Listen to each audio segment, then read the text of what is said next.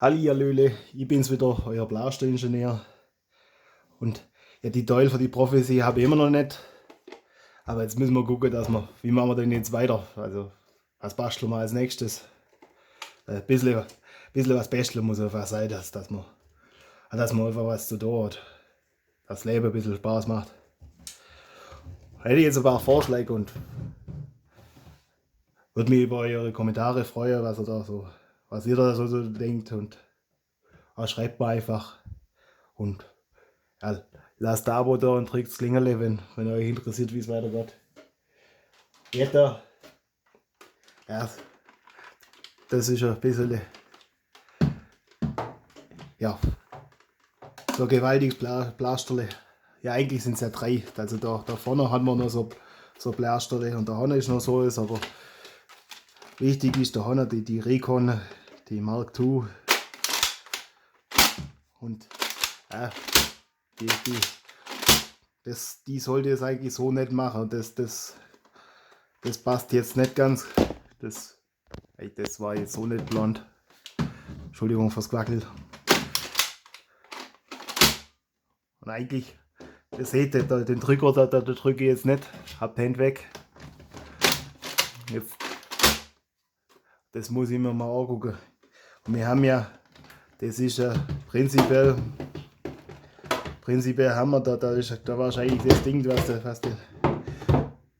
was den Stößel da fängt und das ist vielleicht kaputt, vermute ich mal.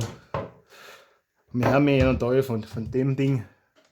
Da können wir mal gucken, dass man das dann mal aufmachen und gucken, was da nicht funktioniert. Da hätte ich jetzt vorschlagen.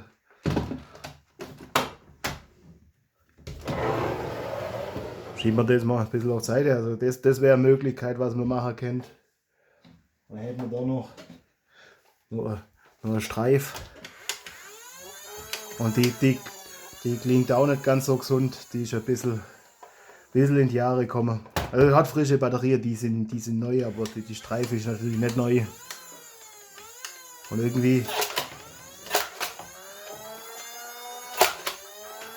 ja, schießen tut sie, aber das kennt alles ein bisschen. Also das gucken wir uns auch mal an, die sagen.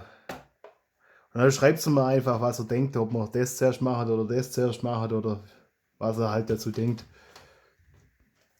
Weil gut, angucken tun wir sowieso dann beides langfristig, aber sagt er mir halt einfach was euch besser gefallen hätte.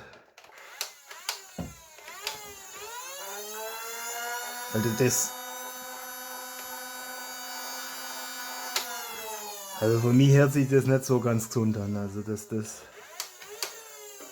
oder ist das normal, dass die so klingt?